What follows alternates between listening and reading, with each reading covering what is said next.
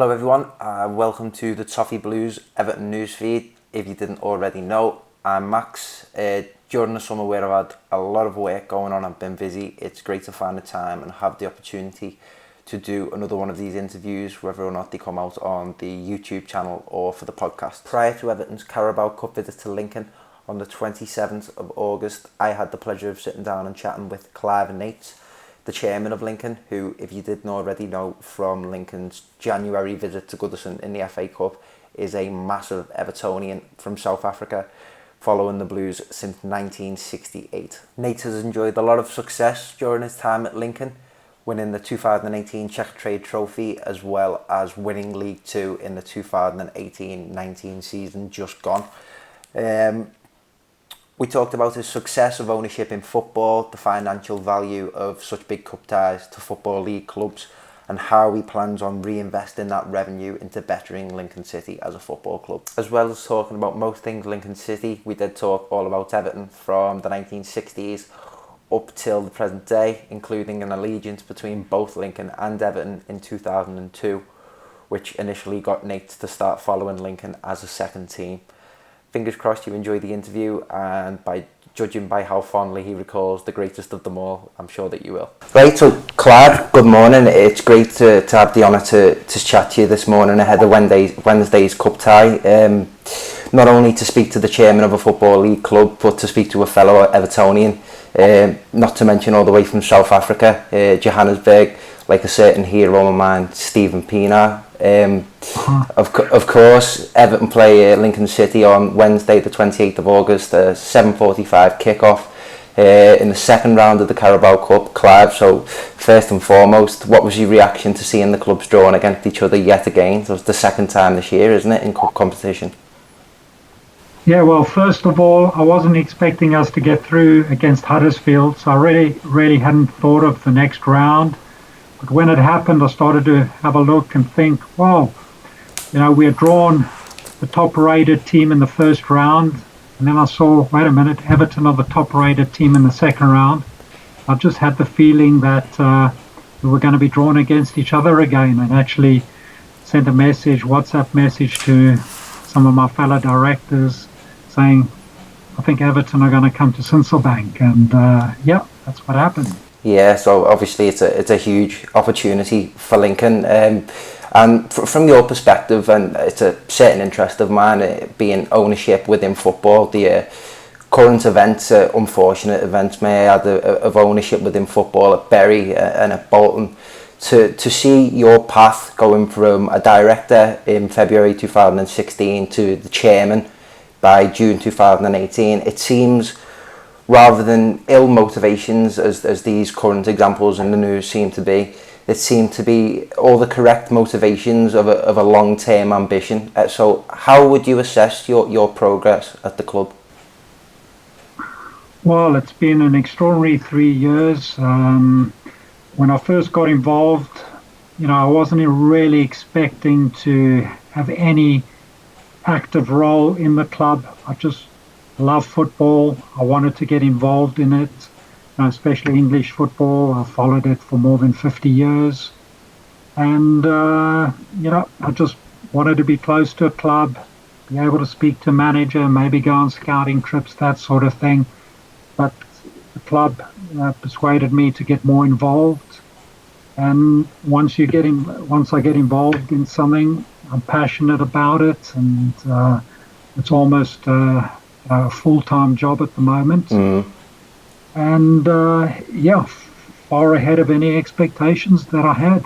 Definitely, and obviously to go and win League Two last season, I'm affiliated with Accrington Stanley. I have family ties to Accrington Stanley, so to monitoring the lower leagues of English football is something that I do quite regularly myself. And I was at Accrington for the last game of the 17-18 season when they were up against Lincoln to clinch that league title. Not to mention, I was also at the tie between the two teams in the FA Cup earlier this year. Something coming away from the games against Lincoln. Obviously, by far, the Lincoln fans that did come to Goodison were, some of the best fans to visit that season. But as a club, just how big of an opportunity is this? Because it seemed like it couldn't happen to a better club, to be fair. How big an opportunity to play Everton, or just what we're doing at the moment? Well, not only to play Everton, but in terms of streams of revenue. So to have this showcased on Sky Sport, to your successes, like I mentioned, to win League Two, to win the EFL League Trophy a few years ago, like those extra sources of revenue. How important are they to operate in a football club? Oh, it's been an absolute game changer for Lincoln City. In particular, that FA Cup run that we had in Danny and Nicky Cowley's first season, where we got to quarterfinals of the FA Cup.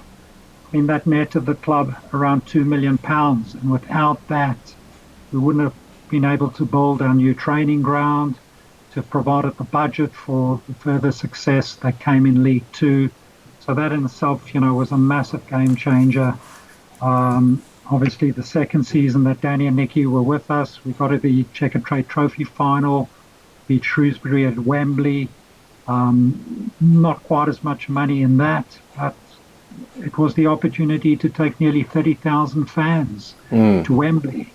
So all those people that were, coming for the first time, especially the children, that's what provides the potential fan base for the future. Yeah, of course. And even just playing Everton now in the second round of the Carabao Cup, getting £100,000, with the tie being televised, and that in itself will help us bring another player or two, supplement what is still a pretty thin squad, and help us cope better at League One level. Yeah, you mentioned there the trips to Wembley, etc., that inspire almost the next generation of fan.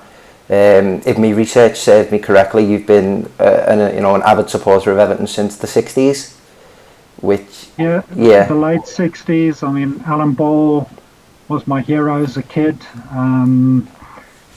Obviously, seeing in the 1966 World Cup winning team, and just had to fall in love with a player like that. Not only what I saw, but what I read about him.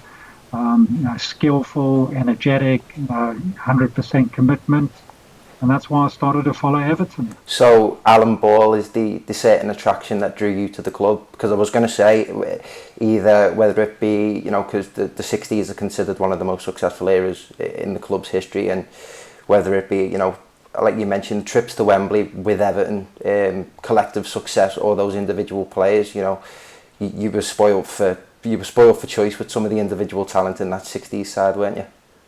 Yeah, the problem though, living in South Africa at that point, we didn't have television. No. So I don't think I saw much of the, 1960s Everton team. It was more reading about them, listening to them on the BBC World Service. It only took much later before, we got all the TV coverage. These days in South Africa, you can watch every single Premier League game live. Right. Okay. That's certainly interesting. And if I'm not wrong, it was it was Everton that almost turned you on to Lincoln City.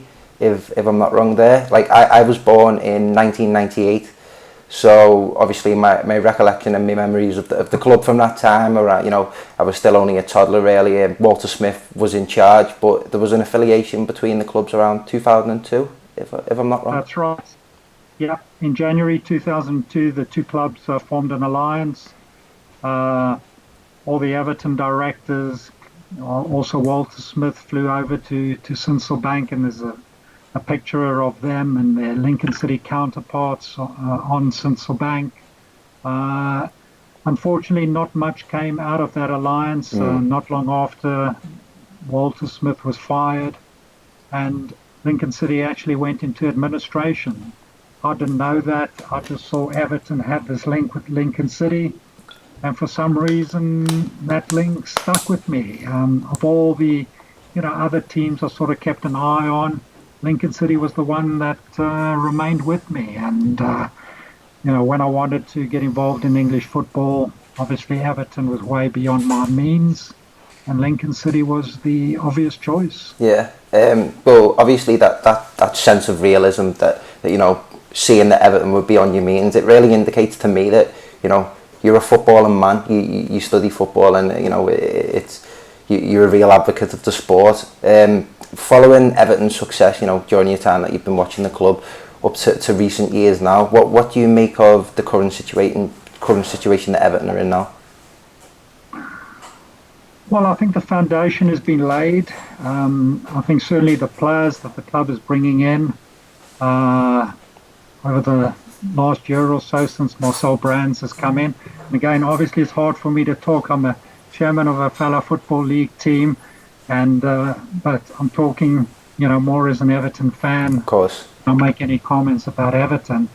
But I think, some of the signings that they've made more recently, I think are very encouraging, and you just need to give Marco, some time to,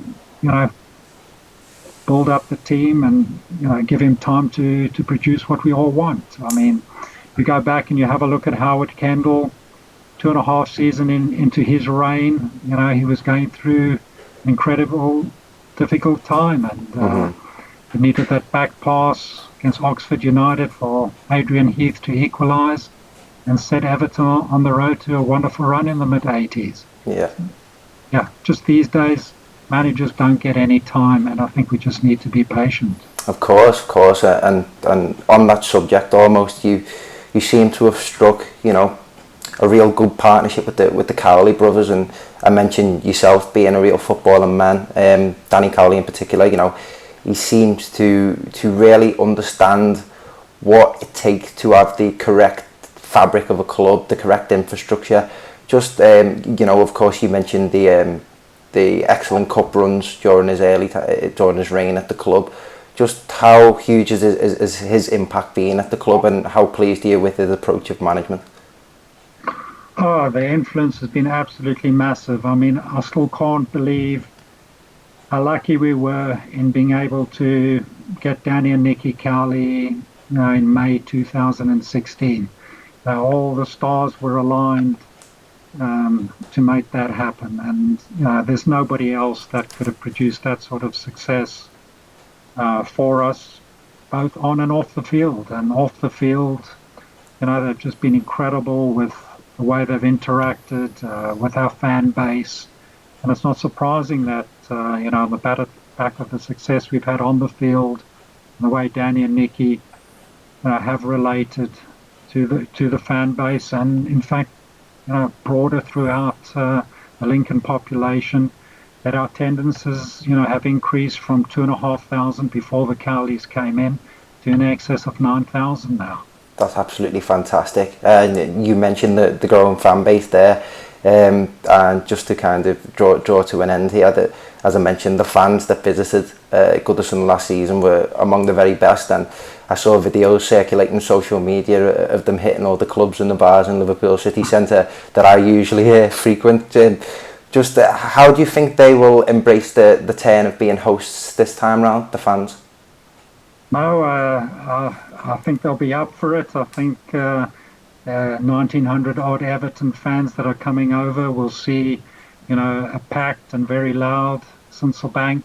We've got a special singing section, the 617 Squadron, and I'm sure they'll be in, full voice on the night.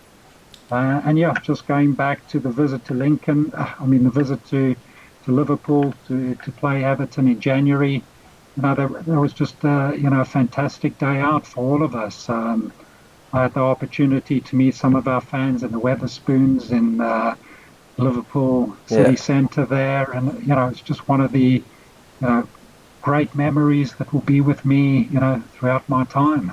Brilliant, fantastic. And I know you don't want to comment too much, obviously, from the Everton perspective side of things, but as an observer, can you give us a prediction ahead of this game? How do you think it will go? No, I don't want to give a prediction like that. Who knows what team Marco will put out? I'm not quite sure what team Danny will put out. I think above all, I'd like a close game.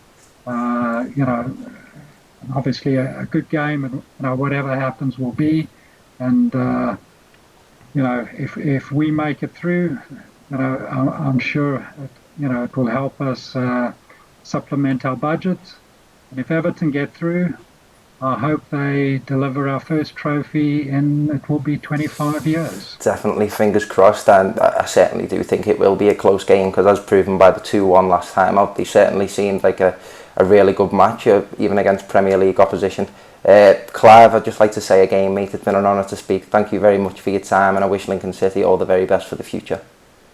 Okay, thanks very much, Max. Great speaking to you.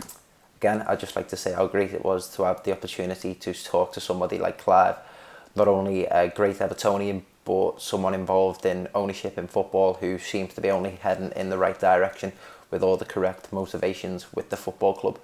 Again, 7:45 kick-off, League Cup tie between Lincoln City and Everton. They're going to give us a good game. They give us a great game in the FA Cup last season. Were really tough to break down, and fingers crossed both sets of fans enjoyed it. It's going to be on telly. The away lot that Lincoln brought down last season were up there with the very best to visit, as I said in the interview. So fingers crossed everyone on the way down there has a great night. And yeah, make sure to continue supporting the Toffee Blues Everton newsfeed across all social media platforms.